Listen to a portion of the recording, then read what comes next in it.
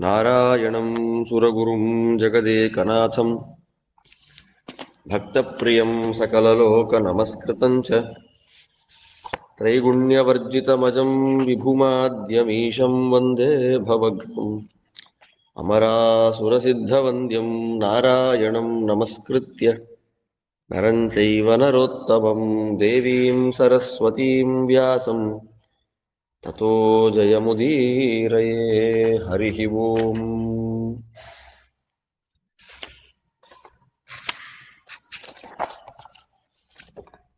ಧೃತರಾಷ್ಟ್ರನಿಗೆ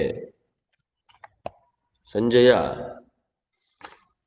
ಕೃಷ್ಣನ ಮಹಿಮೆಗಳ ಬಗ್ಗೆ ತಿಳಿಸ್ಕೊಟ್ಟಾಗ ಕೃಷ್ಣ ಎಲ್ಲಿರ್ತಾನೋ ಅಲ್ಲಿ ಜಯ ಅಂತನ್ನೋದ್ರ ಬಗ್ಗೆ ವಿಸ್ತಾರವಾಗಿ ತಿಳಿಸಿದಾಗ ಧೃತರಾಷ್ಟ್ರ ಪ್ರಶ್ನೆ ಮಾಡ್ತಾನೆ,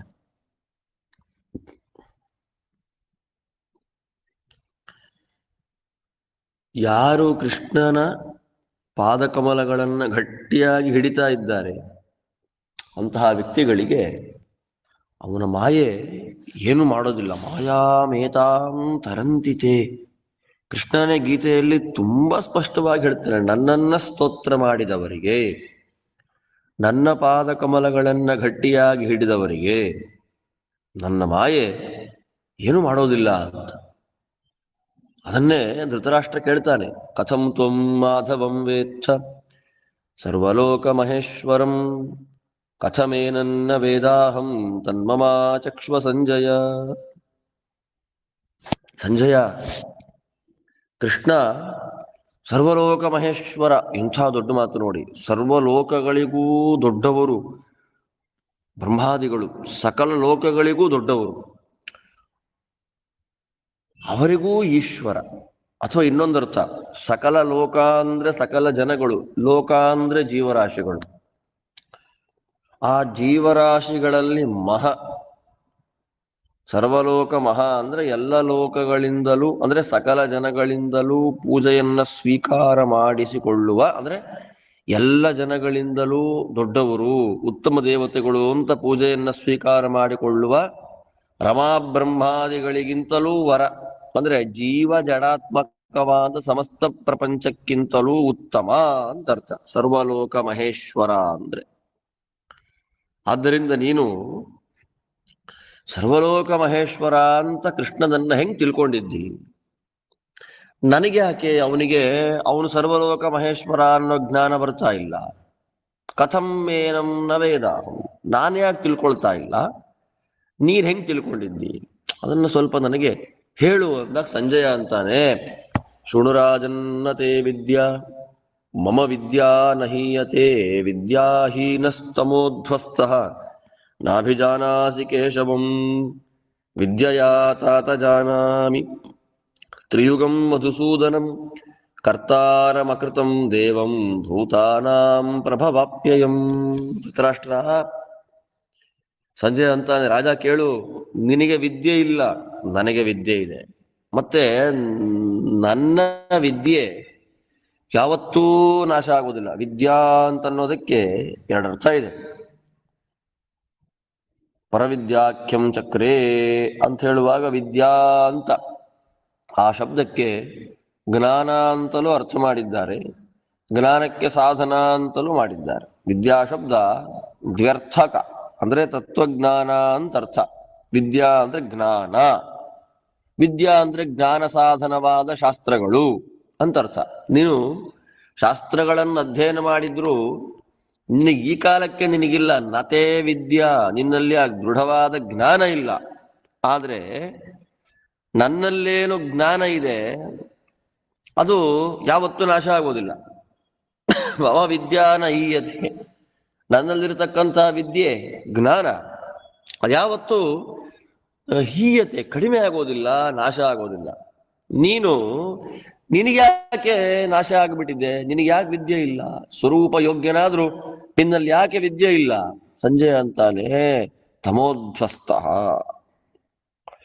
ತಮೋ ಗುಣ ನಿನ್ನಲ್ಲಿ ಪ್ರವೇಶ ಮಾಡಿದೆ. ಅಂದ್ರೆ ಅಸುರಾವೇಶಕ್ಕೆ ಯುಕ್ತನಾಗಿ ಜ್ಞಾನವನ್ನ ಕಳ್ಕೊಂಡಿರೋದ್ರಿಂದ ನಿನ್ನ ಜ್ಞಾನ ನಾಶವಾಗಿದೆ. ಆದ್ದರಿಂದ ಅಂದ್ರೆ ಅಸುರಾವೇಶ, ಕಲಿಯ ಸಂಪರ್ಕದಿಂದಾಗಿ ನಿನ್ನ ಜ್ಞಾನ ನಶಿಸಿ ಹೋಗಿದೆ. ಆದ್ದರಿಂದ ನೀನು ಕೇಶವನನ್ನ, ಬ್ರಹ್ಮ ರುದ್ರಾದಿ ಸಕಲ ದೇವತೆಗಳನ್ನು ನಿಯಮನ ಮಾಡುವ ಕೇಶವನನ್ನ ನೀನು ಸರಿಯಾಗಿ ತಿಳ್ಕೊಂಡಿಲ್ಲ. ಇಷ್ಟು ಹೇಳಿದ್ಮೇಲೆ ಧೃತರಾಷ್ಟ್ರ ಕೇಳಿದ, ಗಾವಲ್ಗಣೇತ್ರ ಕಾ ವಿದ್ಯ ಯಾತೆ ನಿತ್ಯ ಜನಾರ್ದನೇ ಯಯಾ ತ್ವಂ ಅಭಿಜಾನಾಸಿ ತ್ರಿಯುಗಂ ಮಧುಸೂದನಂ. ಅದು ವಿಶೇಷಣ ಕೊಟ್ಟ. ನಾನು ವಿದ್ಯೆಯಿಂದ ತ್ರಿಯುಗ, ಭಗವಂತನಿಗೆ ತ್ರಿಯುಗ ಅಂತ ಹೆಸರು. ತ್ರಿಯುಗ ಅಂದ್ರೆ ಏನು? ಕೃತತ್ರೇತ ಮತ್ತು ದ್ವಾಪರ, ಈ ಮೂರೇ ಯುಗಗಳಲ್ಲಿ ಅವತಾರ ಮಾಡ್ತಾನೆ. ತ್ರಿಯುಗ ಹೂತಿ ಅಂತಲೂ ಭಗವಂತನಿಗೆ ಹೆಸರು. ಯುಗತ್ರಯಾವತಾರಿತ್ವಾತ್ ತ್ರಿಯುಗೋ ವಿಷ್ಣುರುಚ್ಯತೆ. ಭಾಗವತ ತಾತ್ಪರ್ಯದಲ್ಲಿ ಶ್ರೀಮದಾಚಾರ್ಯರು ಕೊಡುವಂತಹ ಅತ್ಯಂತ ಶ್ರೇಷ್ಠವಾದಂತಹ ನಿರ್ಣಯ, ಯುಗತ್ರಯಾವತಾರಿತ್ವಾತ್ ತ್ರಿಯುಗೋ ವಿಷ್ಣುರುಚ್ಯತೆ.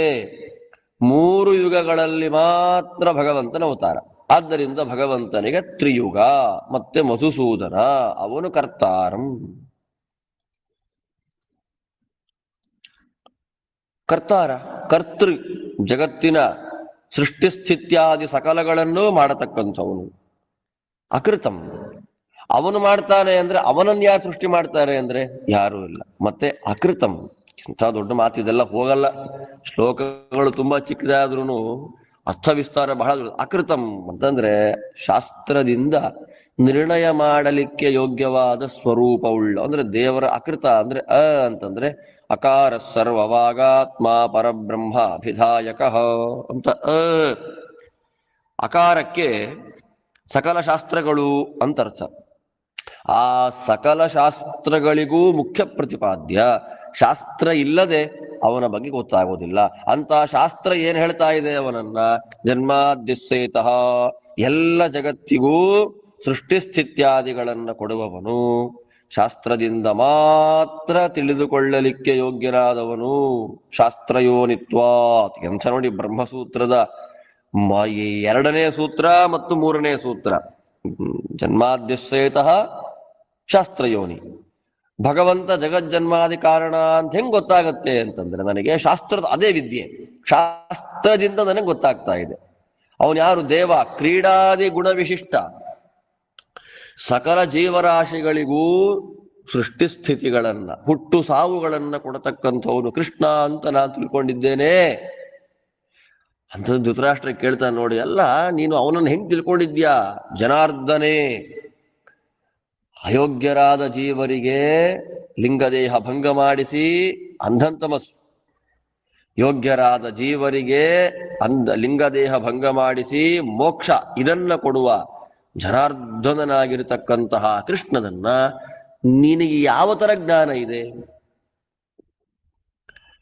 ಯಾವ ಜ್ಞಾನದ ಬಲದಿಂದ ಅಂದ್ರೆ ನೀನು ಯಾವ ಬ್ಯಾಕ್ಗ್ರೌಂಡ್ ಅಲ್ಲಿ ಅವನನ್ನ ಮಧುಸೂದನ, ಅವನು ತ್ರಿಯುಗ ಅಂತ ಕರಿತಾ ಇದ್ದಿ, ನೀನ್ ತಿಳ್ಕೊಂಡಿದ್ದಿ?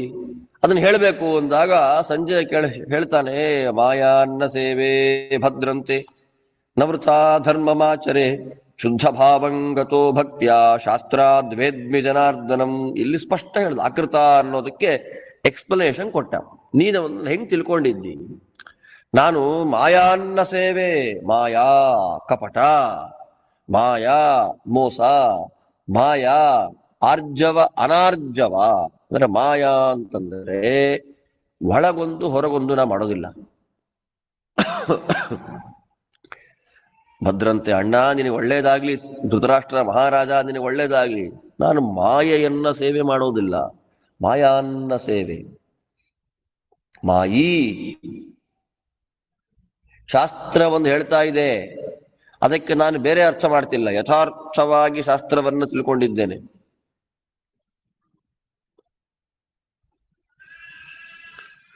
ನಾ ವೃಥಾ ಧರ್ಮಮಾಚರೆ, ಧರ್ಮವನ್ನ ಬರೀ ಹೆಸರಿಗೋಸ್ಕರ ನಾನು ಮಾಡೋದಿಲ್ಲ, ಮತ್ತೆ ಧರ್ಮವನ್ನ ವ್ಯರ್ಥವಾಗಿ ನಾನು ಮಾಡೋದಿಲ್ಲ.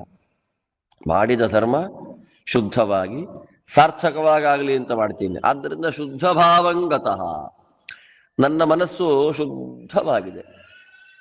ನನ್ನ ಮನಸ್ಸು ಶುದ್ಧವಾಗೋದಕ್ಕೇನು ಕಾರಣ ಅಂದ್ರೆ ಭಕ್ತಿಯ. ಭಕ್ತಿ ಇದೆ ನನ್ನಲ್ಲಿ. ಆ ಭಕ್ತಿಗೆ ಏನು ಕಾರಣ ಅಂದ್ರೆ ಶಾಸ್ತ್ರಾದ್ವೇದ್ಮಿ ಜನಾರ್ದನಂ, ಶಾಸ್ತ್ರದ ಅನುಸಂಧಾನ, ಶಾಸ್ತ್ರದ ಅರ್ಥಾನುಸಂಧಾನ ಮಾಡೋದ್ರಿಂದ ನನಗೆ ಅವನಲ್ಲಿ ಭಕ್ತಿ ಬಂದಿದೆ. ಭಕ್ತಿಯಿಂದ ನನ್ನ ಮನಸ್ಸು ಶುದ್ಧವಾಗಿದೆ. ಆದ್ದರಿಂದ ನಾನು ವ್ಯರ್ಥವಾಗಿ ಧರ್ಮ ಆಚರಣೆ ಮಾಡೋದಿಲ್ಲ. ಕಪಟವಾದ ಮೋಸದ ಧರ್ಮ ನನ್ನಲ್ಲಿಲ್ಲ. ಬೇರೆಯವರು ಹೊಗಳ್ಳಿ, ಬೇರೆಯವರು ಸ್ತೋತ್ರ ಮಾಡ್ಲಿ ಅನ್ನುವ ಧರ್ಮ ನಂದಲ್ಲ. ಆದ್ದರಿಂದ ನಾನು ಕೃಷ್ಣನನ್ನ ಶಾಸ್ತ್ರೀಯವಾಗಿ ತಿಳ್ಕೊಂಡಿದ್ದೇನೆ, ಶಾಸ್ತ್ರ ಪ್ರತಿಪಾದ್ಯ ಅಂತ ಅನುಸಂಧಾನ ಮಾಡಿದ್ದೇನೆ ಅಂದಾಗ ದುರ್ಯೋಧನ ಅಂದ, ಭಗವಾನ್ ದೇವಕಿ ಪುತ್ರೋ ಲೋಕಾರ್ಶ್ಚೇ ನಿಘನಿಷ್ಯತಿ ಪ್ರವದನ್ ಅರ್ಜುನೇ ಸಖ್ಯಂ ನಾಹಂಗಚ್ಛೇದ್ಯ ಕೇಶವಂ. ಇರ್ಲಿ,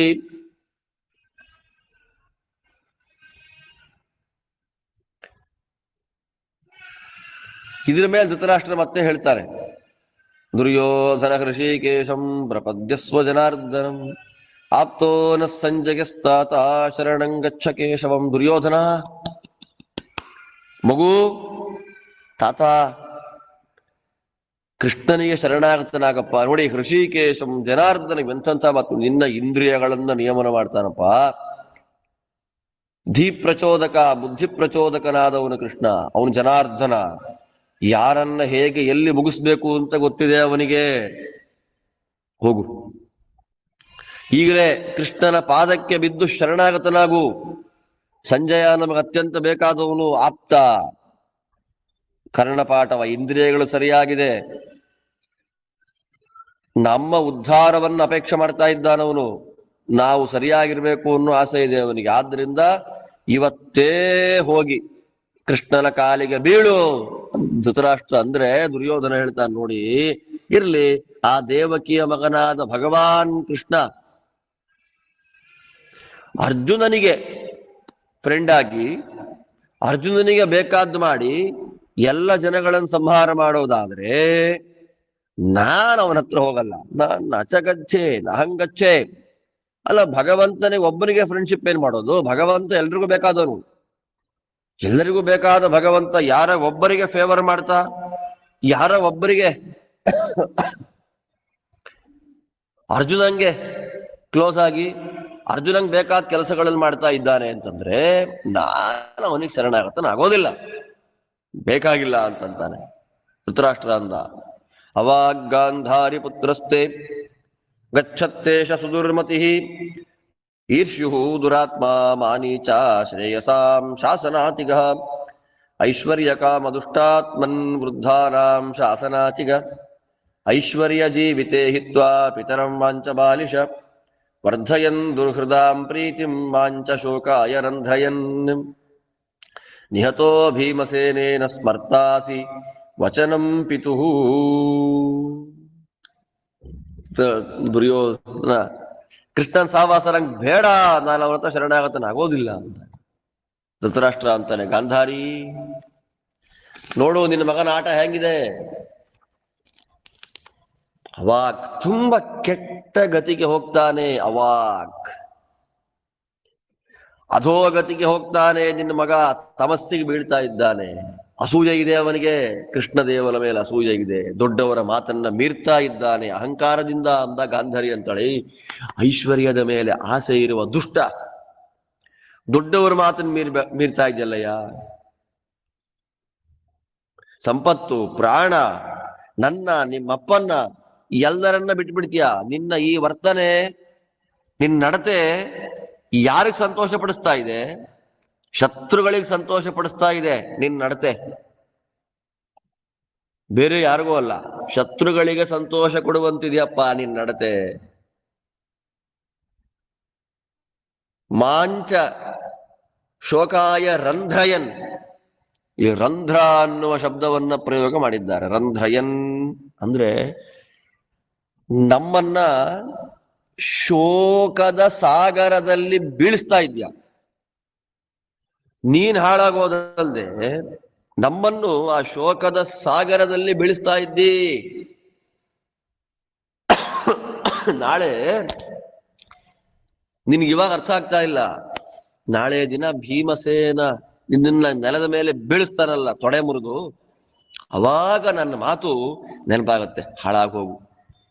ಜಿತೋ ಪ್ರಿಯೋಸಿ ರಾಜನ್ ಕೃಷ್ಣಸ್ಯ ಧೃತರಾಷ್ಟ್ರಂ ನಿಬೋಧ ಮೇ ಯಸ್ಯ ತೇ ಸಂಜಯೋ ದೂತೋ ಯಸ್ತ್ವಾ ಶ್ರೇಷ್ಯತಿ ಯೋಕ್ಷತೆ ಶ್ರೇಯಸಿ ಯೋಕ್ಷತೆ ಜಾನಾತ್ತೇಷ ಋಷಿಕೇಶಂ ಪುರಾಣಂ ಯಚ್ಚ ವೈನವಂ ಶುಶ್ರೂಷಮಾಣಮೇಕಾಗ್ರಂ ಮೋಕ್ಷತೆ ಮಹತೋ ಭಯಾತ್ ವೈಚಿತ್ರವೀರ್ಯ ಪುರುಷಾಃ ಕ್ರೋಧ ಹರ್ಷ ಸಮಾವೃತಾಃ ಸಿತಾ ಬಹುವಿಧೈಃ ಪಾಶೈರ್ಯೇನ ತುಷ್ಟಾಃ ಸ್ವಕೈರ್ಧನೈಃ ಯಮಸ್ಯ ವಶಮಾಯಾಂತಿ ಕಾಮಮೂಢಾಃ ಪುನಃ ಪುನಃ ಅಂಧನೇತ್ರ ಯಥೈವಾಂಧಾ ನೀಯಮಾನಾಃ ಸ್ವಕರ್ಮಭಿಃ ಏಷ ಏಕಾಯನಃ ಪಂಥಾ ಯೇನ ಯಾಂತಿ ಮನೀಷಿಣಃ ತಂದೃಷ್ಟ್ವಾ ಮೃತ್ಯುಮತ್ಯೇತಿ ಮಹಾನ್ ತತ್ರ ನ ಸಜ್ಜತೆ.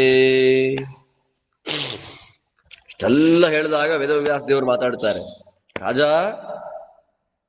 ನೀನು ಕೃಷ್ಣನಿಗೆ ಅತ್ಯಂತ ಪ್ರಿಯನಾದವನಪ್ಪ. ಅಂತ ನಿನಗೆ ಸಂಜಯ ದೂತನಾಗಿದ್ದಾನೆ. ನೀನು ಕೃಷ್ಣ ಪ್ರಿಯ, ಸ್ವಾಭಾವಿಕವಾಗಿ ಕೃಷ್ಣದೇವರಿಗೆ ನಿನ್ನ ಮೇಲೂ ಪ್ರೀತಿ ಇದೆ, ನಿನಗೆ ಕೃಷ್ಣದೇವರ ಮೇಲೆ ಪ್ರೀತಿ ಇದೆ. ಆದ್ದರಿಂದ ನೀನು ಕೃಷ್ಣ ಪ್ರಿಯನಾಗಿದ್ದಿ. ಸಂಜಯ ನಿನ್ ದೂತ ಇದ್ದಾನೆ. ಆ ಸಂಜಯ ನಿನಗೆ ಒಳ್ಳೇದಾಗ್ಲಿ ಅಂತಲೇ ಅಪೇಕ್ಷೆ ಪಡ್ತಾನೆ ಯಾವಾಗ್ಲೂ. ಅವನ ಮಾತನ್ನು ಕೇಳು. ನಮ್ಮ ರಾಜನಿಗೆ ಶ್ರೇಯಸ್ಸಾಗ್ಲಿ, ಅವನ ಮಕ್ಕಳಿಗೆ ಒಳ್ಳೇದಾಗ್ಲಿ ಅಂತಲೇ ಒಳ್ಳೆಯ ಸದ್ಬುದ್ಧಿಯನ್ನು ಉಪದೇಶ ಮಾಡತಕ್ಕಂತಹ ವ್ಯಕ್ತಿ ಸಂಜಯ. ಅವನ ಮಾತನ್ನು ಕೇಳು. ಕೃಷ್ಣನ ಈ ಅವತಾರದ ಬಗ್ಗೆ, ಅವನ ಬ್ಯಾಕ್ಗ್ರೌಂಡ್ ಬಗ್ಗೆ, ಅವನು ಹಿಂದೆ ಮಾಡಿದ ಎಲ್ಲ ಅವತಾರಗಳ ಬಗ್ಗೆ, ಶಾಸ್ತ್ರೋಕ್ತವಾದ ಎಲ್ಲ ವಿಷಯಗಳು ಅವನಿಗೆ ಗೊತ್ತಿದೆ. ಕೃಷ್ಣನ ಸೇವೆಯನ್ನ ಭಕ್ತಿಯಿಂದ ಮಾಡಿದ್ದಾನೆ. ಏಕಾಗ್ರಂ ಅಂತಂದ್ರೆ ಕಾನ್ಸಂಟ್ರೇಟೆಡ್ ಆಗಿ, ಏಕಾಂತವಾದ ಮನಸ್ಸಿನಿಂದ, ಏಕಾಗ್ರವಾದ ಮನಸ್ಸಿನಿಂದ ಸಂಜಯ ಭಗವಂತನ ಸೇವೆಯನ್ನ ಮಾಡಿದ್ದಾನೆ. ಆದ್ದರಿಂದ ಅವನಿಗೆ ಯಾವ ಭಯವೂ ಇಲ್ಲ. ಆದ್ದರಿಂದ ಧೃತರಾಷ್ಟ್ರ, ಎಲ್ಲ ಜೀವರು ಕಾಮಕ್ರೋಧಗಳಿಗೆ, ಸಂತೋಷ ಮತ್ತು ಸಿಟ್ಟುಗಳು, ಕೆಲವು ಕೆಲಸ ಮಾಡೋದ್ರಿಂದ ಸಂತೋಷ, ಕೆಲವು ಕೆಲಸ ಮಾಡೋದ್ರಿಂದ ಕೋಪ, ಇದು ಮಾಡಿ ಅವರನ್ನ ಅವರೇ ಅನೇಕ ಪಾಶಗಳಿಂದ ಕಟ್ಟಾಕೊಂಡ್ಬಿಟ್ಟಿದ್ದಾರೆ.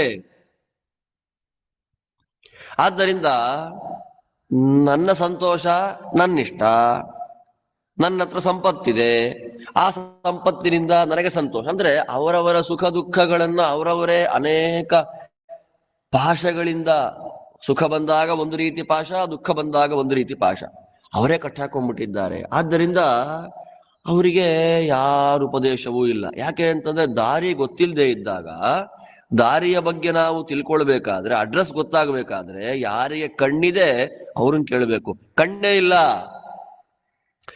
ಯಾರಿಗೆ ಕಣ್ಣಿಲ್ಲ, ಕುರುಡ, ಅವನ ಜೊತೆ ನಾನು ಅಡ್ರೆಸ್ ಹೋಗ್ತೀನಿ ಅಂತಂದ್ರೆ ಅವನಿಗೆ ಕಣ್ಣಿಲ್ಲ, ನಮ್ದೇ ಕರ್ಕೊಂಡು ಹೋಗ್ತಾನೆ. ಆದ್ದರಿಂದ ಅಂಧನೇತ್ರರಂತೆ, ಅಂಧನೇತ್ರ ಅಂತಂದ್ರೆ ಕಣ್ಣಿಲ್ಲದ ಕುರುಡನನ್ನ ಲೀಡರ್ ಮಾಡಿಕೊಂಡು ಸರಿಯಾದ ದಾರಿಗೆ ಹೋಗಿ ಬೀಳದೆ ಹಾಳಾಗುವಂತೆ ಮತ್ತೆ ಮತ್ತೆ ಮತ್ತೆ ಯಮನ ವಶಕ್ಕೆ ಬಂದು ಬೀಳ್ತಾರೆ. ಆದ್ದರಿಂದ ನಾವು ಯಾವ ದಾರಿಗೆ ಹೋಗ್ಬೇಕು ಅಂತಂದ್ರೆ, ಮನೀಷಿಣ, ಯಾರಿಗೆ ವಿವೇಕ ಇದೆ ಅವ್ರು ಹೋಗೋ ದಾರಿಲಿ ಹೋಗೋದೇ ನಮ್ಮ ಪುಣ್ಯ. ಆದ್ದರಿಂದ ಯಾರು ಒಳ್ಳೆ ದಾರಿಲಿ ಹೋಗ್ತಾರೆ, ಯಾರು ಭಗವಂತನಲ್ಲಿ ಭಕ್ತಿ ಮಾಡ್ತಾರೆ, ಅವರಿಗೆ ಕೃಷ್ಣನ ಸರಿಯಾದ ಜ್ಞಾನ ಆಗತ್ತೆ. ಅವರು ಮರಣವನ್ನ ದಾಟ್ತಾರೆ. ಯಮಧರ್ಮರಾಜನ ವಶಕ್ಕೆ ಅವರು ಬರೋದಿಲ್ಲ. ಯಾರು ಕೃಷ್ಣನಲ್ಲಿ ಭಕ್ತಿ ಮಾಡ್ತಾರೆ ಅವ್ರ ಹತ್ರ ಮೃತ್ಯು ಬರಲ್ಲ. ಆದ್ದರಿಂದ ವೇದವ್ಯಾಸದೇವರು ಹೇಳಿದ ಒಂದೇ ಮಾತು, ನಂದಿಷ್ಟೇ ಅಭಿಪ್ರಾಯ, ಕೃಷ್ಣನ ಭಕ್ತರಾಗಬೇಕು. ಸಂಜಯ ಹೇಳಿದ ಮಾತನ್ನು ಕೇಳಬೇಕು ನೀವು. ಧೃತರಾಷ್ಟ್ರ ಅಂದ, ಅಂಗ ಸಂಜಯ ಮೇಷಂಸ ಪಂಥಾನ ವಕುತೋ ಭಯಂ ಏನ ಗತ್ವಾ ಹೃಷಿಕೇಶಂ ಪ್ರಾಪ್ನುಯಾಂ ಶಾಂತಿ ಮುತ್ತಮಾಂ ಸಂತು. ಅಂಗ, ಪ್ರೀತಿಪಾತ್ರನಾಗಿರ್ತಕ್ಕ ಸಂಜಯ ಹೇಳಪ್ಪ, ವೇದವ್ಯಾಸರು ಏಕಾಯನ ಅಂದ್ರಲ್ಲ, ಯಾವ ದಾರಿಯಲ್ಲಿ ನಡೆದು ಹೋಗಿ ಭಗವಂತನನ್ನ ಪಡೆದು ಮೋಕ್ಷವನ್ನ ಪಡಿತಾರೋ ಅಂತಹ ಭಯವೇ ಇಲ್ಲದೆ ಇರತಕ್ಕಂತಹ, ಅಕುತೋ ಭಯಂ, ಭಯದ ಸ್ಪರ್ಶವೂ ಇಲ್ಲದೆ ಇರತಕ್ಕಂತಹ ದಾರಿ ಏನಿದೆ, ಮೋಕ್ಷಕ್ಕೆ ಕಾರಣವಾದ ದಾರಿ, ಆ ಯಾವ ದಾರಿಯಲ್ಲಿ ಹೋದ್ರೆ ಹೃಷಿಕೇಶರ ದರ್ಶನ ಆಗ್ತದೆ, ಆ ದಾರಿಯ ಬಗ್ಗೆ ಹೇಳಪ್ಪ ಅಂದಾಗ ಸಂಜಯ ಹೇಳ್ತಾನೆ, ಇಂದ್ರಿಯಾಣಾಮುದೀರ್ಣಾನಾಂ ಕಾಮತ್ಯಾಗೋ ಪ್ರಮಾದತಃ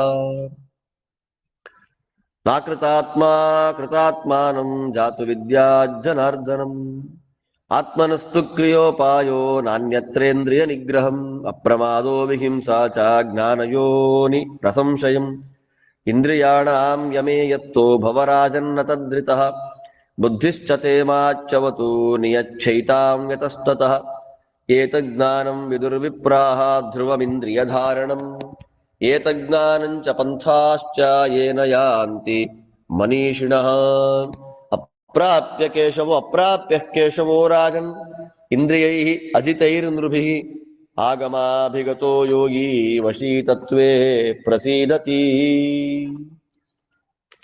ರಾಜ, ಯಾರಿಗೆ ಆತ್ಮ ಅಂದ್ರೆ ಮನಸ್ಸು, ಯಾರಿಗೆ ಮನಸ್ಸು ಕಂಟ್ರೋಲ್ ಅಲ್ಲಿಲ್ಲ ಅವನು ಕೃತಾತ್ಮಾನಂ ನಾನಾ ಯೋನಿಗಳಲ್ಲಿ ನಾನಾ ರೂಪಗಳಲ್ಲಿ ಅವತಾರ ಮಾಡುವಂತಹ ಜನಾರ್ದನನ್ನ ಅಂದ್ರೆ ಕೃಷ್ಣನನ್ನ ತಿಳ್ಕೊಳ್ಳೋದಿಲ್ಲ. ಯಾರ ಮನಸ್ಸು ಅವರ ಕಂಟ್ರೋಲ್ನಲ್ಲಿ ಇಲ್ಲ ಅವರಿಗೆ ಭಗವಂತನ ದರ್ಶನ ಆಗಲ್ಲ. ಆದ್ದರಿಂದ ಶುದ್ಧವಾದ ಕರ್ಮಗಳನ್ನ ಮಾಡಬೇಕಾದ್ರೆ ದೊಡ್ಡ ಉಪಾಯ ಒಂದೇ ಇಂದ್ರಿಯ ನಿಗ್ರಹ. ಅದಕ್ಕಿಂತ ದೊಡ್ಡ ಬೇರೆ ಯಾವ ಉಪಾಯವೂ ಇಲ್ಲ. ಆದ್ದರಿಂದ ಇಂದ್ರಿಯಾಣಾಂ ಉದೀರ್ಣಾನಾಂ, ಇಂದ್ರಿಯಗಳು ಸಾಮಾನ್ಯ ಅಲ್ಲ, ಕುಣಿತಾ ಇರುತ್ತೆ, ತಲೆ ಕೆಟ್ಟವರಂತೆ ಆಡ್ತಾ ಇರುತ್ತೆ.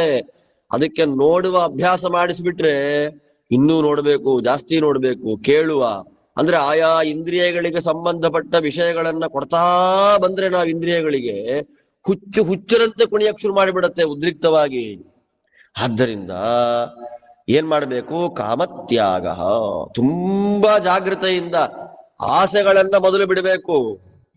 ಅಪ್ರಮಾದ ಇರ್ಬೇಕು, ನಮ್ಮಲ್ಲಿ ಜಾಗೃತೆಯಾಗಿರ್ಬೇಕು. ನಾವು ಹಿಂಸೆಯನ್ನ ಮಾಡಬಾರದು. ಅಪ್ರಮಾದ, ಅಹಿಂಸ, ಎಚ್ಚರಿಕೆಯಿಂದ ಇರುವಂಥದ್ದು, ಹಿಂಸೆ ಮಾಡದೇ ಇರತಕ್ಕಂಥದ್ದು. ಇದು ಎರಡು ಜ್ಞಾನಕ್ಕೆ ಕಾರಣ, ಅಸಂಶಯಂ, ಡೌಟೇ ಇಲ್ಲ. ತತ್ವಜ್ಞಾನಕ್ಕೆ ಯಾವುದು ಕಾರಣ ಆಗತ್ತೆ ಅಂದ್ರೆ ಎಚ್ಚರದಲ್ಲಿರೋದು. ಎಚ್ಚರ ಅಂತಂದ್ರೆ ಇಂದ್ರಿಯಗಳು ಹುಚ್ಚದ್ದು ಕುಣಿದೇ ಇರುವಂತೆ ಮಾಡುವಂಥದ್ದು. ಆದ್ದರಿಂದ ಬೇಗ ಇಂದ್ರಿಯಗಳನ್ನ ಗೆಲ್ಲು, ಜಾಗೃತೆಯಾಗಿರು, ನಿನ್ನ ಬುದ್ಧಿ ಹಾಳಾಗದೇ ಇರಲಿ. ಆದ್ದರಿಂದ ಬುದ್ಧಿಗೆ ದುಃಖ ಬರುತ್ತೆ. ಯಾವುದರಿಂದ ಅಂತಂದ್ರೆ ವಿಷಯ ಪದಾರ್ಥಗಳ ಸೇವನೆ ಮಾಡೋದ್ರಿಂದ. ಅಯ್ಯೋ ಅಯ್ಯೋ ಅಯ್ಯೋ ಅಂತ 24 ಗಂಟೆ ವಿಷಯ ಪದಾರ್ಥಗಳಲ್ಲೇ ಚಿಂತನೆ ಮಾಡ್ತಾ ಇದ್ರೆ ಬುದ್ಧಿ ಹಾಳಾಗ್ಬಿಡತ್ತೆ.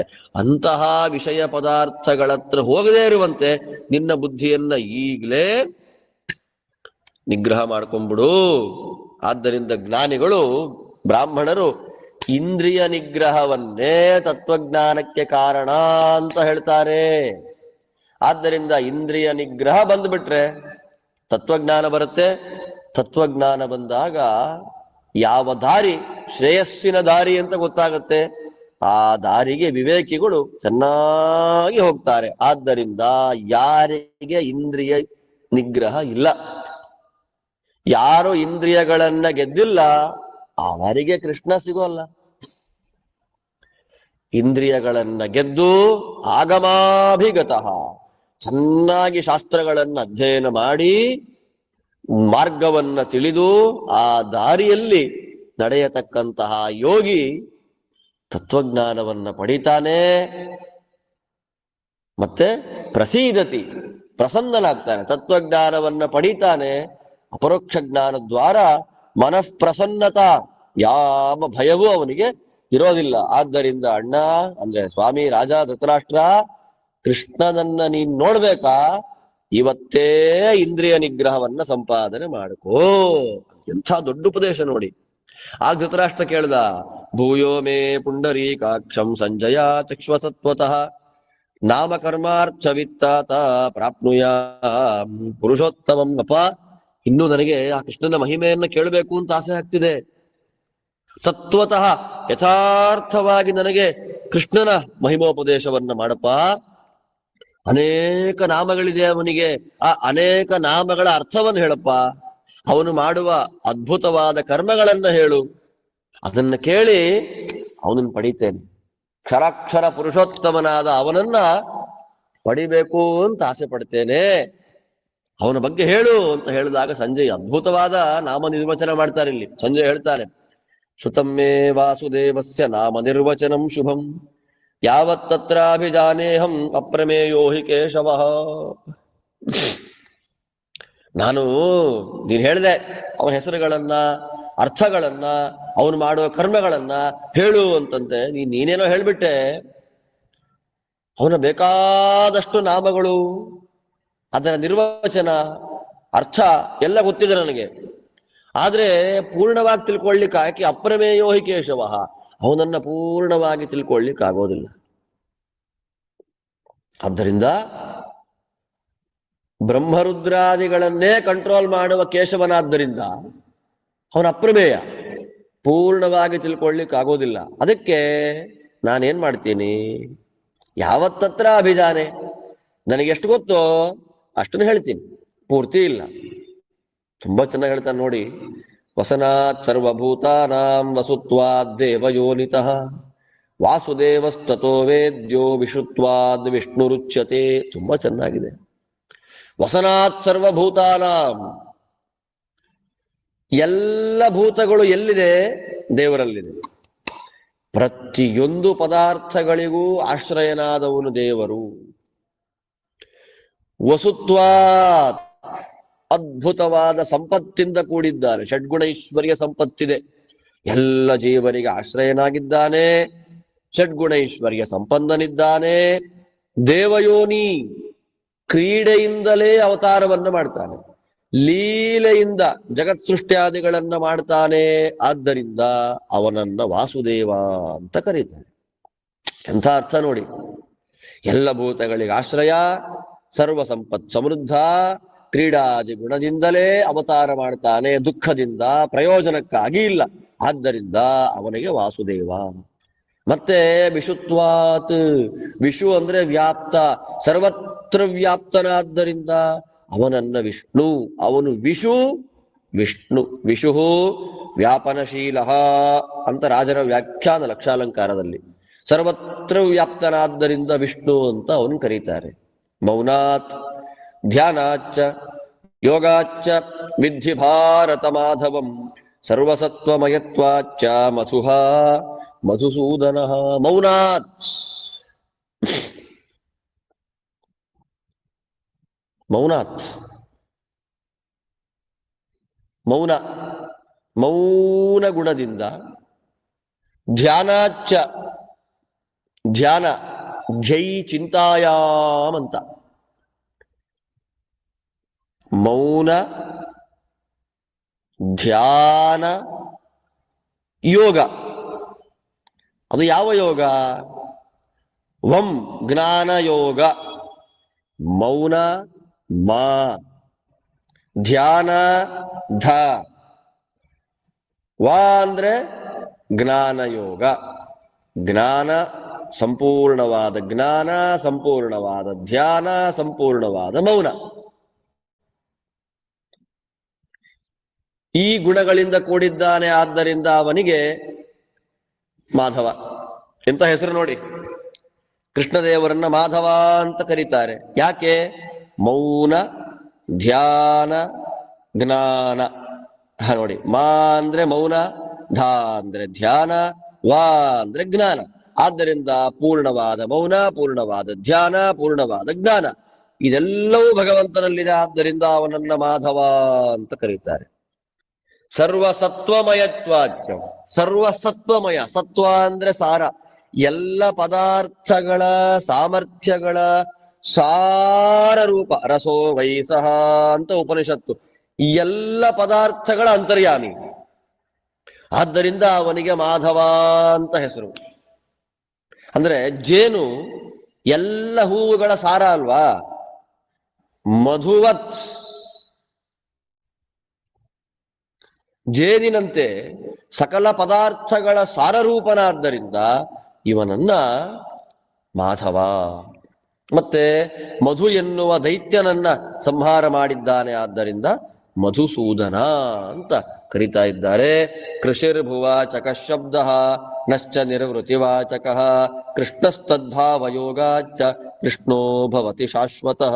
ಕೃಷಿ, ಕೃಷಿ ಅಂದ್ರೆ ಭೂಮಿ, ಅದಕ್ಕೆ ಆನಂದವನ್ನ ಕೊಡುವವನು. ಮತ್ತೆ ಕೃಷಿ ದುಃಖವನ್ನ ಕೊಡುವಂತಹ ಭೂಮಿಯಲ್ಲಿದ್ರೂ ಆನಂದ ಸ್ವರೂಪನಾಗಿರುವವನು. ಭೂಮಿಲಿದ್ರೆ ದುಃಖ ಅಂತೆ, ಭೂಮಿ ಸ್ಪರ್ಶ ಆಗ್ಬಿಟ್ರೆ ದುಃಖ. ಆದ್ರೆ ದುಃಖ ಸ್ಪರ್ಶವನ್ನ ಕೊಡುವಂತಹ ಭೂಮಿಯಲ್ಲಿದ್ರೂ ಆನಂದವಾಗಿರ್ತಾನೆ. ಭೂಭಾರವಾದಾಗ ಅವತಾರ ಮಾಡಿ ಭೂಭಾರವನ್ನ ಕಡಿಮೆ ಮಾಡಿ ಭೂಮಿಗೆ ಆನಂದವನ್ನ ಕೊಡುತ್ತಾನೆ. ಆದ್ದರಿಂದ ಅವನಿಗೆ ಕೃಷ್ಣ. ಭೂಮಿಯಲ್ಲಿದ್ರೂ ಅನಂತ ಸುಖದಿಂದ ಕೂಡಿದ್ದಾನೆ, ಶಾಶ್ವತನಾಗಿದ್ದಾನೆ. ಆದ್ದರಿಂದ ಅವನು ಯಾರು? ಕೃಷ್ಣ. ಪುಂಡರೀಕಂ ಪರಂ ಧಾಮ ನಿತ್ಯವಕ್ಷಯಮಕ್ಷರಂ ತದ್ಭಾವಾತ್ ಪುಂಡರೀಕಾಕ್ಷಃ ದ್ರಸ್ಯುತ್ರಾಸಾತ್ ಜನಾರ್ದನಃ. ಪುಂಡರೀಕಂ ಪರಂ ಧಾಮ, ಪುಂಡರೀಕಂ ಹೃತ್ ಪುಂಡರೀಕೆ ಕ್ಷಯರಹಿತಃ ಮುಕ್ತಾನ ಮೃತ್ಪುಂಡರೀಕಂ ಯಸ್ಯ ಪರಂ ಧಾಮ. ಹೇಗಿದೆ ನೋಡಿ ಅರ್ಥ. ಜೀವರ ಹೃದಯ ಕಮಲವನ್ನೇ ತನ್ನ ಮನೆಯನ್ನಾಗಿ ಮಾಡಿಕೊಂಡ ಭಗವಂತ ಎಲ್ಲಿದ್ದಾನೆ? ಸಕಲ ಜೀವರಾಶಿಗಳ ಹೃದಯ ಕಮಲದಲ್ಲಿ ಇದ್ದಾನೆ. ದೇವರ ಸನ್ನಿಧಾನ ಎಲ್ಲಿದೆ? ಎಲ್ಲ ಜೀವರಾಶಿಗಳ ಹೃದಯ ಕಮಲದಲ್ಲಿದೆ.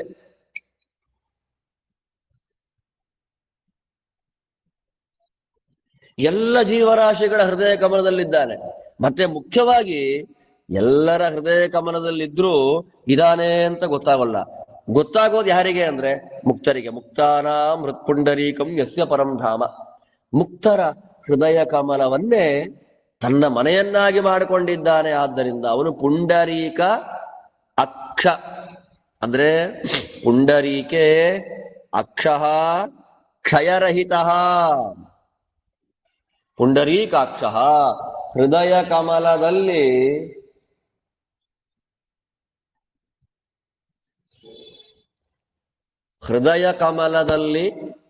ನಾಶವಿಲ್ಲದೆ. ಅಯ್ಯೋ, ನಮ್ಮ ಮನಸ್ಸಿನಲ್ಲಿ ಒಂದೊಂದು ಜನ್ಮದಲ್ಲಿ ಒಬ್ಬೊಬ್ರು ಇಷ್ಟವಾಗಿ ಬರ್ತಾ ಇರ್ತಾರೆ.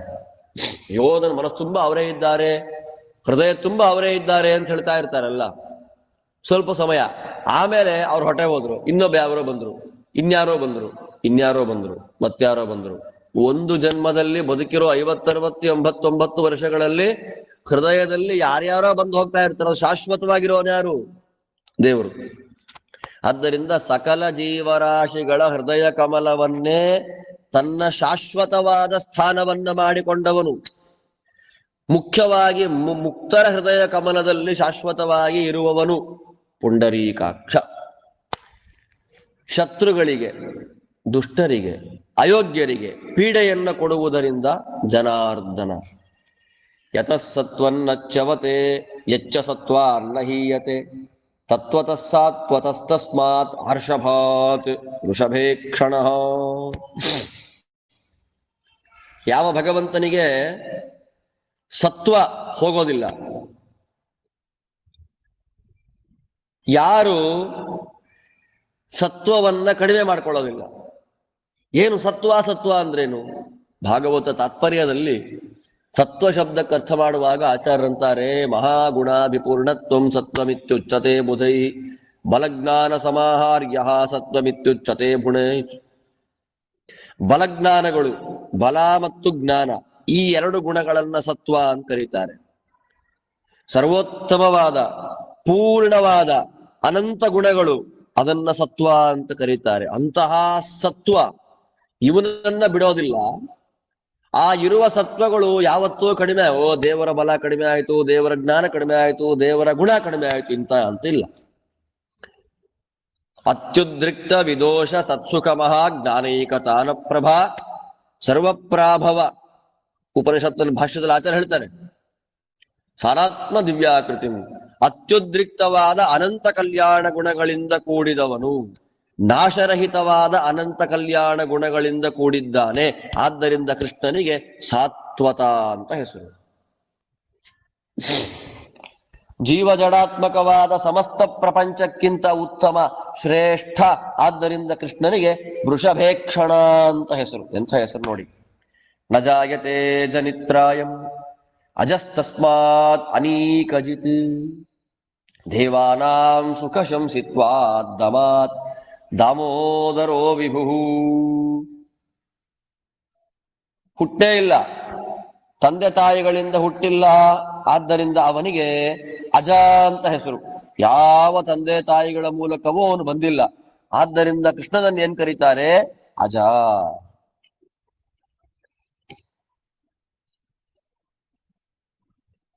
ದೇವತೆಗಳಿಗೆ ಯಾವಾಗಲೂ ಸುಖ ಆಗಲಿ ಅಂತ ಆಶೀರ್ವಾದ ಮಾಡ್ತಾನೆ. ನನ್ನ ಭಕ್ತರಾದ ದೇವತೆಗಳಿಗೆ ದುಃಖ ಬರೋದು ಬೇಡ, ಅವ್ರು ಯಾವಾಗಲೂ ಸುಖವಾಗಿರ್ಲಿ ಅಂತ ಹಾರೈಸ್ತಾನೆ ಕೃಷ್ಣ. ಆದ್ದರಿಂದ ಅವನಿಗೆ ಅನೀಕಜಿತ್, ದೇವತೆಗಳಿಗೆ ಒಳ್ಳೆಯದಾಗುವಂತೆ ಆಶೀರ್ವಾದ ಮಾಡ್ತಾನೆ. ದಮ ಅವನಲ್ಲಿದೆ, ದೋಷವೇ ಇಲ್ಲ. ಆದ್ದರಿಂದ ಸರ್ವೋತ್ತಮನಾದ ಕೃಷ್ಣನಿಗೆ ದಾಮೋದರ ಅಂತ, ದೋಷವನ್ನ ಬಿಟ್ಟವನು, ಪೂರ್ಣವಾದ ಇಂದ್ರಿಯ ಅಂದ್ರೆ ಆಪ್ತಕಾಮ, ದೋಷರಹಿತ. ಆದ್ದರಿಂದ ಕೃಷ್ಣನಿಗೆ ದಾಮೋದರ ಅಂತ. ಹರ್ಷಾತ್ ಸುಖಾತ್ ಸುಖೈಶ್ವರ್ಯಾತ್ ಹೃಷಿಕೇಶತ್ವಮಶ್ನುತೆ ಬಾಹುಭ್ಯಾಂ ರೋದಸಿ ಬಿಭ್ರನ್ ಮಹಾಬಾಹುರಿತಿ ಸ್ಮೃತಃ. ಒಳ್ಳೆ ಹರ್ಷ, ಒಳ್ಳೆ ಸುಖ, ಸಮಗ್ರವಾದ ಸಂಪೂರ್ಣವಾದ ಐಶ್ವರ್ಯ, ಈ ಎಲ್ಲ ಗುಣಗಳಿಂದ ಕೂಡಿದ್ದಾನೆ. ಆದ್ದರಿಂದ ಅವನು ಹೃಷಿಕೇಶ. ಎಂಥ ದೊಡ್ಡ ಅರ್ಥ ನೋಡಿ. ಇಂದ್ರಿಯ ನಿಗ್ರಹ ಅಂದ್ರೆ ಇಂದ್ರಿಯಗಳ ಒಳಗಿದ್ದಾನೆ ಅಂತ ಅರ್ಥ. ಹೃಷಿಕೇಶ ಅಂದ್ರೆ ಇಂದ್ರಿಯಗಳಿಗೆ ಸ್ವಾಮಿ ಅಂತ. ಸಂಜಯ ಹೊಸ ಅರ್ಥ ಕೊಡ್ತಾನೆ ಇಲ್ಲಿ. ಪೂರ್ಣವಾದ ಹರ್ಷ, ಪೂರ್ಣವಾದ ಸುಖ, ಪೂರ್ಣವಾದ ಐಶ್ವರ್ಯ ಇದನ್ನ ಪಡೆದಿದ್ದಾನೆ. ಆದ್ದರಿಂದ ಹೃಷಿಕೇಶ. ಎರಡು ಬಾಹುಗಳಿಂದ ಭೂಲೋಕ ಮತ್ತು ಸ್ವರ್ಗಲೋಕವನ್ನು ಎತ್ತು ಹಿಡಿದಿದ್ದಾನೆ. ಸಕಲ ಲೋಕಾಧಾರನಾದ್ದರಿಂದ ಅವನಿಗೆ ಮಹಾಬಾಹು ಅಂತ ಕರೀತಾರೆ. ಸಕಲ ಲೋಕಾಧಾರ ಮಹಾಬಾಹು. ಆಮೇಲೆ ಅಧೋ ನಕ್ಷೀಯತೆ ಜಾತು ಯಸ್ಮಾತ್ ತಸ್ಮಾತ್ ಅಧೋಕ್ಷಜಃ ನರಾಣಾಮಯನಾಚ್ಚಾಪಿ ತಥೋ ನಾರಾಯಣ ಸ್ಮೃತಃ. ಅವನಿಗೆ ಅಧಃಪಾತ ಇಲ್ಲ, ಗುಣಗಳು ಹಾಳಾಗೋದಿಲ್ಲ, ಅಧಃಪತನವೂ ಇಲ್ಲ. ಆದ್ದರಿಂದ ಅವನಿಗೆ ಅಧೋಕ್ಷಜ ಅಂತ ಹೆಸರು. ನರರಿಗೆ, ನಾಶವಾಗುವ ಗುಣಗಳಿಂದ ಕೂಡಿದ ಜೀವರಿಗೆ, ಮುಖ್ಯ ಪ್ರಾಣದೇವರಿಗೆ, ಲಕ್ಷ್ಮಿಗೆ, ಎಲ್ಲರಿಗೂ ಆಶ್ರಯನಾದ್ದರಿಂದ ನಾರಾಯಣ ಅಂತ ಹೆಸರು. ಪೂರಣಾತ್ ಸಾಧನಾಚ್ಚಾಪಿ ತಥೋ ವೈ ಪುರುಷೋತ್ತಮ. ಪೂರಣಾತ್ ಯಾರಿಗೆ ಏನ್ ಬೇಕೋ ಅದನ್ನ ಕೊಡ್ತಾನೆ. ಅಂದ್ರೆ ಯೋಗ್ಯರಾದ ಜೀವರಿಗೆ ಜ್ಞಾನಾದಿ ಗುಣಗಳನ್ನ ಕೊಡ್ತಾನೆ, ಅಯೋಗ್ಯರಾದ ಜೀವರಿಗೆ ದ್ವೇಷಾದಿ ಗುಣಗಳನ್ನ ಕೊಡ್ತಾನೆ. ಆದ್ದರಿಂದ ಅವನು ಪುರುಷೋತ್ತಮ.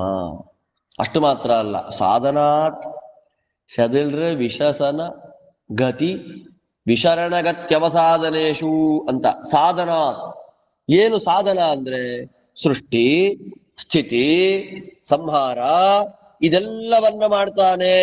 ಆದ್ದರಿಂದ ಪುರುಷೋತ್ತಮ. ಯೋಗ್ಯರಿಗೆ ಅವರವರಿಗೆ ಯೋಗ್ಯವಾದದ್ದೆಲ್ಲವನ್ನ ಕೊಡ್ತಾನೆ ಪುರುಷೋತ್ತಮ. ಸೃಷ್ಟಿ ಸ್ಥಿತಿ ಸಂಹಾರಗಳನ್ನು ಮಾಡ್ತಾನೆ ಪುರುಷೋತ್ತಮ. ಅಸತಶ್ಚ ಸತಶ್ಚೈವ ಸರ್ವಸ್ಯ ಪ್ರಭವೋಪ್ಯಯಃ ಸರ್ವಸ್ಯ ಚ ಸದಾ ಜ್ಞಾನಾತ್ ಸರ್ವಜ್ಞಂ ತಂ ಪ್ರಚಕ್ಷತೆ. ಎಲ್ಲರನ್ನು ಅಸತಶ್ಚ ಸತಶ್ಚೈವ, ಅಸತ್ ಸತ್ ಪಂಚಭೂತಗಳ ನಿಯಾಮಕ, ಪಂಚಭೂತಗಳ ನಾಶಕರ್ತೃ. ಸತ್ ಅಂದ್ರೆ ಕಣ್ಣಿಗೆ ಕಾಣುವ ಭೂತಗಳು ಅಂತ ಅರ್ಥ. ನೀರು ಕಣ್ಣಿಗೆ ಕಾಣುತ್ತೆ, ಭೂಮಿ ಕಣ್ಣಿಗೆ ಕಾಣುತ್ತೆ, ತೇಜಸ್ಸು ಅಗ್ನಿ ಕಣ್ಣಿಗೆ ಕಾಣುತ್ತೆ. ಆದ್ದರಿಂದ ಪಂಚಭೂತಗಳಲ್ಲಿ ನಮ್ಮ ಕಣ್ಣಿಗೆ ಕಾಣುವಂತಹ ಭೂತಗಳು ಮೂರು. ಆದ್ದರಿಂದ ಅವುಗಳನ್ನ ಸತ್ ಅಂತ ಕರೀತಾರೆ. ಅದಕ್ಕೂ ನಿಯಾಮಕ. ಕಣ್ಣಿಗೆ ಕಾಣದೇ ಇರತಕ್ಕಂತಹ ವಾಯು ಮತ್ತು ಆಕಾಶ ಅದನ್ನು ನಿಯಾಮಕ, ಅದರ ಸೃಷ್ಟಿಕರ್ತ, ಅದರ ನಾಶವನ್ನು ಮಾಡ್ತಾನೆ. ಆದ್ದರಿಂದ ಅವನು ಯಾರು? ಪುರುಷೋತ್ತಮ. ಅಷ್ಟು ಮಾತ್ರ ಅಲ್ಲ, ಸರ್ವಸ್ಯ ಚ ಸದಾ ಜ್ಞಾನಾತ್, ಎಲ್ಲ ವಿಷಯಗಳ ಜ್ಞಾನವನ್ನ ಎಲ್ಲ ಕಾಲದಲ್ಲಿ ಪಡೆದಿದ್ದಾನೆ. ಒಬ್ಬೊಬ್ಬರಿಗೆ ಒಂದೊಂದು ವಿಷಯದಲ್ಲಿ ಜ್ಞಾನ ಇರುತ್ತೆ, ಅದು ಸ್ವಲ್ಪ ಕಾಲ ಮಾತ್ರ ಇರುತ್ತೆ. ದೇವರಿಗೆ ಹಾಗಲ್ಲ, ಎಲ್ಲ ವಿಷಯಗಳ ಜ್ಞಾನ ಯಾವಾಗಲೂ ಇರುತ್ತೆ. ಆದ್ದರಿಂದ ಅವನು ಸರ್ವಜ್ಞ. ಸತ್ಯೇ ಪ್ರತಿಷ್ಠಿತ ಕೃಷ್ಣ ಸತ್ಯಮತ್ರ ಪ್ರತಿಷ್ಠಿತಂ ಸತ್ತಾಸತ್ತೇ ಚ ಗೋವಿಂದ ತಸ್ಮಾತ್ ಸತ್ಯೋಪಿ ನಾಮತಃ. ಕೃಷ್ಣ ಎಲ್ಲಿದ್ದಾನೆ ಅಂದ್ರೆ ಸತ್ಯದಲ್ಲೇ ಇದ್ದಾನೆ. ಸತ್ಯ ಅಂತಂದ್ರೆ ಬ್ರಹ್ಮಸೂತ್ರ, ಬ್ರಹ್ಮಸೂತ್ರ ಪ್ರತಿಪಾದ್ಯನಾಗಿದ್ದಾನೆ. ಆ ಬ್ರಹ್ಮಸೂತ್ರ ಕೃಷ್ಣನನ್ನೇ ಸರ್ವೋತ್ತಮ ಅಂತ ಹೇಳ್ತಾ ಇದೆ. ಆದ್ದರಿಂದ ಸತ್ವ ಅಸತ್ವ ಆ ಎರಡಕ್ಕೂ ನಿಯಾಮಕ ಗೋವಿಂದ. ಸತ್ವ ಅಂದ್ರೇನು? ಬಲ ಮತ್ತು ಜ್ಞಾನ. ಆ ಬಲಜ್ಞಾನಗಳು ದೇವರ ಪೂಜೆಗೆ, ನನ್ನಲ್ಲಿರುವ ಬಲ ದೇವರ ಪೂಜೆಗೆ, ನನ್ನಲ್ಲಿರುವಂತಹ ಜ್ಞಾನ ದೇವರ ಪೂಜೆಗೆ. ಅಸತ್ವ, ನನಗೆ ಈ ಜನ್ಮದಲ್ಲಿ ಯಾವುದೋ ಒಂದು ಕಡಿಮೆ ಇದೆ, ಆದ್ದರಿಂದ ಅದು ದೇವರು ಕೊಟ್ಟ ಪೂಜೆ, ಅದು ದೇವರ ವರ, ನನಗೆ ದೇವರು ಏನ್ ಬೇಕೋ ಅದನ್ನ ಕೊಟ್ಟಿದ್ದಾನೆ ಅನ್ನುವ ಅನುಸಂಧಾನ ಅಸತ್ವ. ಇದೆಲ್ಲದರಿಂದ ಪ್ರಾಪ್ಯನಾದವನು ಗೋವಿಂದ. ಆದ್ದರಿಂದ ಇಂತಹ ಜ್ಞಾನ ನಮ್ಗೆ ಎಲ್ಲಿಂದ ಬರುತ್ತೆ? ಯಾರನ್ನೋ ನೋಡಿ ಅಯ್ಯೋ ನನಗದಿಲ್ಲ ನನಗಿದಿಲ್ಲ ಅಂತ ಅನುಸಂಧಾನ ಮಾಡದೆ, ದುಃಖ ಪಡದೆ, ನನಗೆ ದೇವರು ಇಷ್ಟು ಕೊಡಬೇಕು ಈ ಜನ್ಮದಲ್ಲಿ ಅಂತ ಅನ್ಕೊಂಡಿದ್ದಾನೆ, ಕೊಟ್ಟಿದ್ದಾನೆ, ನಾಳೆ ಕೊಡ್ತಾನೆ ಅನ್ನುವ ಜ್ಞಾನ ಬರೋದು ಯಾವಾಗ ಅಂದ್ರೆ ಬ್ರಹ್ಮಸೂತ್ರಗಳ ನಿರ್ಣಯದ ಮೂಲಕ ಶಾಸ್ತ್ರಾರ್ಥವನ್ನ ಅನುಸಂಧಾನ ಮಾಡಿ ತತ್ವನಿಶ್ಚಯವನ್ನ ಮಾಡಿಕೊಂಡಾಗ. ಆದ್ದರಿಂದ ಅಂತಹ ಬ್ರಹ್ಮಸೂತ್ರಗಳ ಪ್ರತಿಪಾದ್ಯನಾದ್ದರಿಂದ ಕೃಷ್ಣನಿಗೆ ಸತ್ಯ ಅಂತ ಹೆಸರು.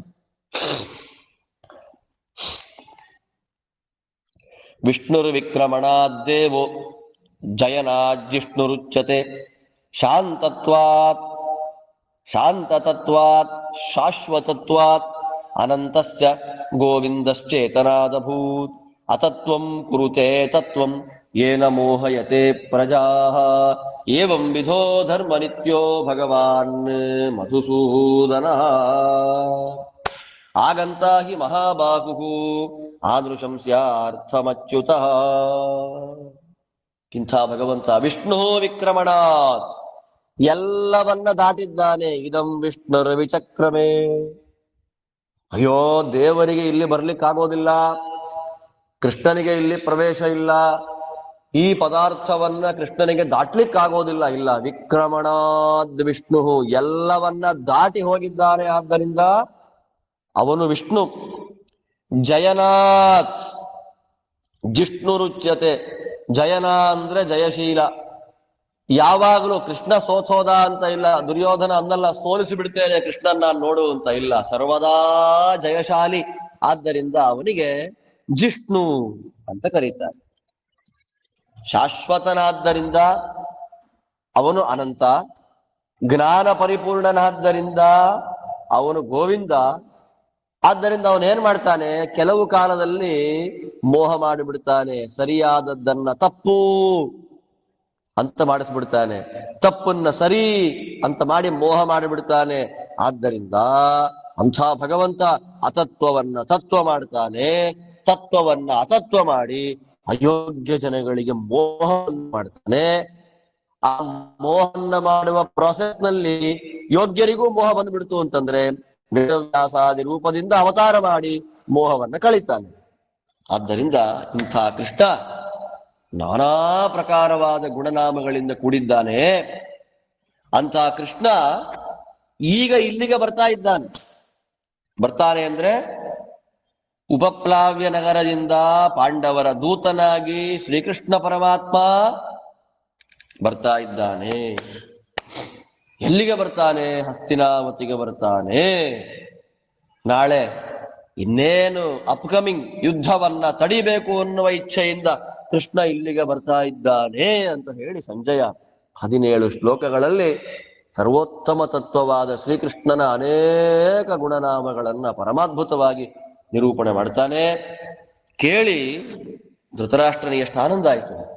ಚಕ್ಷುಷ್ಮತಾಂ ವೈ ಸ್ಪೃಹಯಾಮಿ ಸಂಜಯ ದ್ರಕ್ಷ್ಯಂತಿ ಯೋ ವಾಸುದೇವಂ ಸಮೀಪೆ ವಿಭ್ರಾಜಮಾನಂ ವಪುಷಾ ಪರೇಣ ಪ್ರಕಾಶಯಂತಂ ಪ್ರದಿಶೋ ದಿಶಶ್ಚ.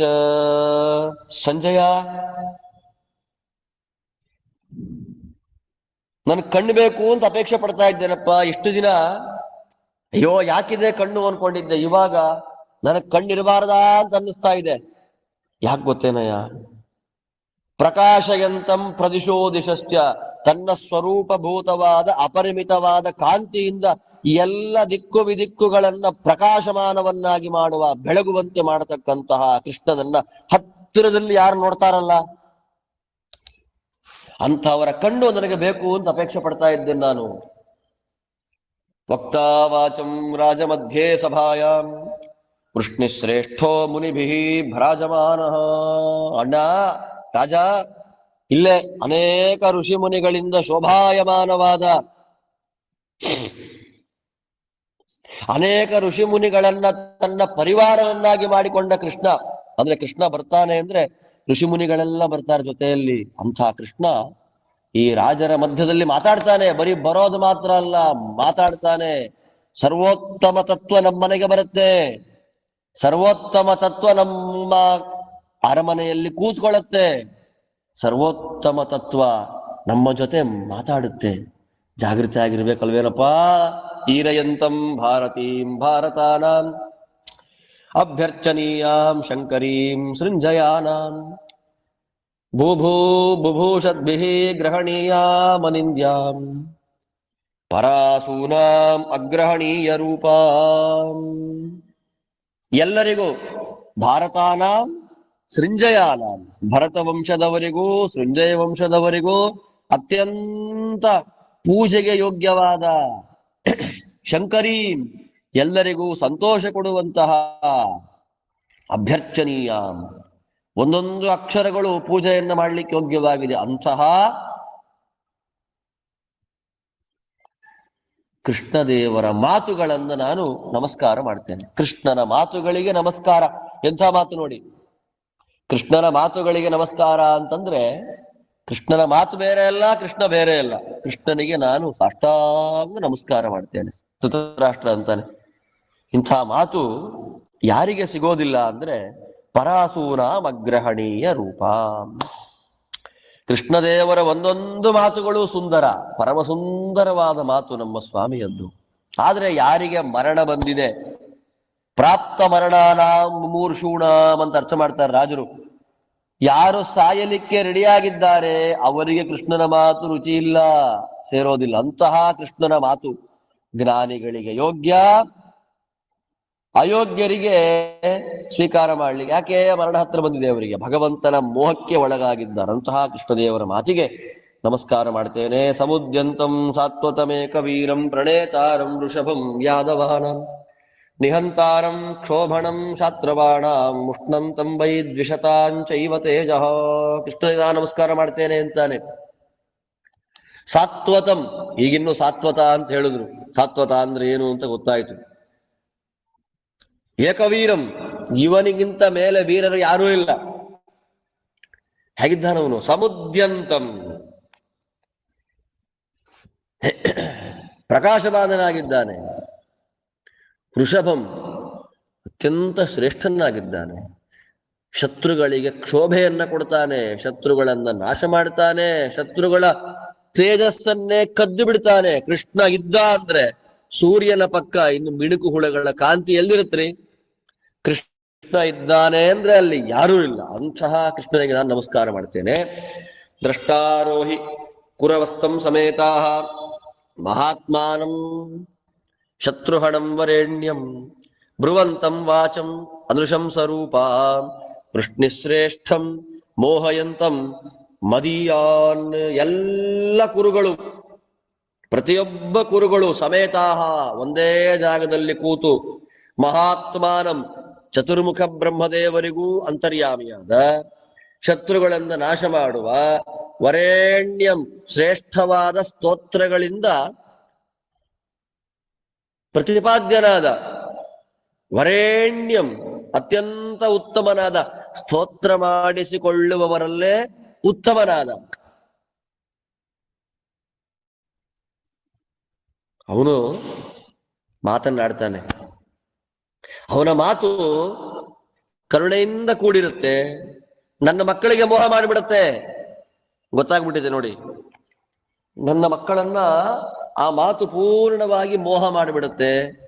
ಅಂತಹ ಕೃಷ್ಣನನ್ನ ಎಲ್ಲ ಕೌರವರು ಒಟ್ಟಿಗೆ ಸೇರಿ ದರ್ಶನ ಮಾಡ್ತಾರೆ. ನಾನ್ ನೋಡ್ತೀನಿ ಅಂತ ಹೇಳಲಿಲ್ಲ, ಕೌರವರೆಲ್ಲ ಒಟ್ಟಿಗೆ ಸೇರಿ ನೋಡ್ತಾರೆ. ಋಷಿಂ ಸನಾತನ ತಮಂ ವಿಪಸ್ಥಿತಂ ವಾಚಃ ಸಮುದ್ರಂ ಕಲಶಂ ಯತೀನಾಂ ಅರಿಷ್ಟನೇಮಿಂ ಗರುಡಂ ಸುಪರ್ಣಂ ಹರಿಂ ಪ್ರಜಾನಾಂ ಭುವನಸ್ಯ ಧಾಮ. ಹೇಗಿದೆ ನೋಡಿ, ಅವನು ಹೇಳಿದ ಮಾತು ನೋಡಿ ಹೇಗಿದೆ. ಸನಾತನ ತಮಂ ಋಷಿಂ,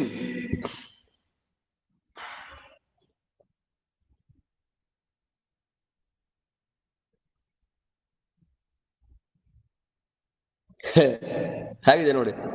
ಸನಾತನಂ, ಅವನಿಗಿಂತ ಪ್ರಾಚೀನರಾದ ಋಷಿ ಯಾರೂ ಇಲ್ಲ. ಋಷಿ ಅಂದ್ರೆ ಜ್ಞಾನಿ. ದೇವರಿಗಿಂತ ಪ್ರಾಚೀನನಾಗಿರತಕ್ಕಂಥ ಜ್ಞಾನಿಗಳು ಯಾರೂ ಇಲ್ಲ. ವಿಪಶ್ಚಿತಂ, ಅವನಷ್ಟು ತಿಳಿದವರು ಯಾರೂ ಇಲ್ಲ. ನಾನು ದೇವರಿಗಿಂತ ಮೊದಲೇ ಪಾಸ್ ಆಗ್ಬಿಟ್ಟಿದ್ದೀನಿ ಅಂತಿಲ್ಲ, ಹೇಳಲಿಕ್ಕಿಲ್ಲ. ಅವನಿಗಿಂತ ಪ್ರಾಚೀನರಾದ ಜ್ಞಾನಿಗಳು ಯಾರೂ ಇಲ್ಲ, ಅವನಿಗಿಂತ ಸರ್ವಜ್ಞರು ಯಾರೂ ಇಲ್ಲ. ಮತ್ತೆ ವಾಚಃ ಸಮುದ್ರಂ ಕಲಶಂ ಯತೀನಾಂ, ವಾಚಃ ಸಮುದ್ರಂ. ಕೆಲವರು ಅವನ ವಿಷಯದಲ್ಲಿ ಸಮುದ್ರದಂತೆ ಮಾತಾಡ್ತಾರೆ, ಕೆಲವು ಜೀವರು ಅವನ ವಿಷಯದಲ್ಲಿ ಯತಿಗಳ ಕಮಂಡಲವಿನಂತೆ ಮಾತಾಡ್ತಾರೆ. ಅದರ ಅರ್ಥ ಏನು? ಜೀವರ ಯೋಗ್ಯತೆ ಸ್ಪಷ್ಟ. ಕೆಲವರು ಸಮುದ್ರದಂತೆ ವಿಶಾಲವಾದ ಗುಣಗಳನ್ನ ದೇವರ ಕುರಿತಾಗಿ ಹೇಳ್ತಾ ಇರ್ತಾರೆ. ಇನ್ನು ಕೆಲವರು ಅದೇ ನೀರು ಕಮಂಡಲ ಇರುತ್ತೆ, ಸ್ವಲ್ಪ ಮಾತ್ರ ಇರುತ್ತೆ. ಅಂದ್ರೆ ಕೆಲವರು ದೇವರ ಅಲ್ಪ ಗುಣಗಳನ್ನ, ಅಂದ್ರೆ ದೇವರ ಗುಣಗಳಲ್ಲಿ ಸ್ವಲ್ಪವನ್ನ ತಿಳಿದು ಅವನ ಬಗ್ಗೆ ಮಾತಾಡ್ತಾರೆ. ಮತ್ತೆ ಕೆಲವರು ದೇವರ ಗುಣಗಳಲ್ಲಿ ಅಪಾರವಾದ ಗುಣಗಳನ್ನು ತಿಳ್ಕೊಂಡು ಸ್ತೋತ್ರ ಮಾಡ್ತಾರೆ. ಅದಕ್ಕೆ ಸಮುದ್ರ ಕಮಂಡಲು ಅಂತ ಉದಾಹರಣೆ. ನೀರು ಅಂದ್ರೆ ಗುಣಗಳು. ಅದಾದ್ಮೇಲೆ ಅರಿಷ್ಟನೇಮಿ. ಅರಿಷ್ಟನೇಮಿ ಅಂದ್ರೆ ಯಾವತ್ತೂ ನಾಶವಾಗದೇ ಇರತಕ್ಕಂತಹ ಸುದರ್ಶನ ಚಕ್ರದಿಂದ ಕೂಡಿದ್ದಾನೆ. ಅರಿಷ್ಟ ಅನಷ್ಟ ನೇಮಿಹಿ ಸುದರ್ಶನ ಚಕ್ರಂ, ಯಾವತ್ತೂ ನಾಶವಾಗದ ಚಕ್ರ ಅವನ ಹತ್ರ ಇದೆ. ಎರಡರ್ಥ ಮಾಡ್ತಾರೆ ವಾದಿರಾಜರು. ಸುದರ್ಶನ ಚಕ್ರ ಅಂತ ಒಂದು, ಆಜ್ಞಾ ಚಕ್ರ ಅಂತ ಇನ್ನೊಂದು. ಆಜ್ಞಾ ಚಕ್ರ ಅಂತ ದೇವರು ಆದೇಶ ಮಾಡದ ಅಂದ್ರೆ ಮುಗೀತು. ಗರುಡಂ, ಗರುಡ ದೇವರನ್ನ ವಾಹನ ಮಾಡಿಕೊಂಡವನವನು. ಸುಪರ್ಣಂ ನೋಡಿ, ಸುಪರ್ಣ ಅಂದ್ರೂ ಒಂದೇ, ಗರುಡ ಅಂದ್ರೂ ಒಂದೇ ಅಂದ್ರೆ ಅಲ್ಲ, ಬೇರೆ ಅರ್ಥ ಇದೆ. ಸುಪರ್ಣ ಅಂತ ಅನ್ನೋದಕ್ಕೆ ಸುಂದರವಾದ, ಪರಿಪೂರ್ಣವಾದ ಸುಖದಿಂದ ಕೂಡಿದವನು. ಪ್ರಜಾನಾಂ ಭುವನಸ್ಯ ಧಾಮ, ಎಲ್ಲ ಲೋಕಗಳಿಗೆ, ಎಲ್ಲ ಜನಗಳಿಗೆ, ಜೀವ ಜಡಾತ್ಮಕವಾದ ಸಮಸ್ತ ಪ್ರಪಂಚಕ್ಕೆ ಆಶ್ರಯನಾಗಿರತಕ್ಕಂತಹ ಶ್ರೀಹರಿಯನ್ನ ಎಲ್ಲ ಕೌರವರು ನೋಡ್ತಾರೆ. ಸಹಸ್ರ ಶೀರ್ಷಂ ಪುರುಷಂ ಪುರಾಣಂ ಅನಾದಿ ಮಧ್ಯಾಂತಮನಂತ ಕೀರ್ತಿಂ ಶುಕ್ರಸ್ಯ ಧಾತಾರಮಜಂಚ ನಿತ್ಯಂ ಪರಂಪರೇಶಾಂ ಶರಣಂ ಪ್ರಪದ್ಯೆ. ಸಹಸ್ರ ಶೀರ್ಷಂ, ಅನಂತ ತಲೆಗಳಿಂದ ಕೂಡಿದ್ದಾನೆ. ಪುರಾಣಂ ಪುರುಷಂ, ಪ್ರಾಚೀನನಾದ ಪುರುಷ. ಮತ್ತೆ ಪುರಾಣಂ ಪುರುಷಂ ಅಂದ್ರೆ ತ್ರಿವಿಧ ಜೀವರಲ್ಲೂ ಅಂತರ್ಯಾಮಿಯಾಗಿ ನೆಲೆಸಿದ್ದಾನೆ. ಅನಾದಿ ಮಧ್ಯಾಂತಂ ಅನಂತ ಕೀರ್ತಿಂ, ಆದಿ ಮಧ್ಯ ಅಂತ್ಯ ಅವನಿಗಿಲ್ಲ. ಅನಂತ ಕೀರ್ತಿಂ, ನಾಶರಹಿತವಾದ ಅನಂತವಾದ ವೇದಗಳಿಂದ ಪ್ರತಿಪಾದ್ಯವಾದ ಕೀರ್ತಿ ನಮ್ಮ ಕೃಷ್ಣದೇವರಿಗೆ. ಇನ್ನೇನು ಹೇಳ್ಬೇಕು ಹೇಳಿ ಗುಣಗಳನ್ನ. ಶುಕ್ರಸ್ಯ ಧಾತಾರಂ ಅಜಂಚ ನಿತ್ಯಂ.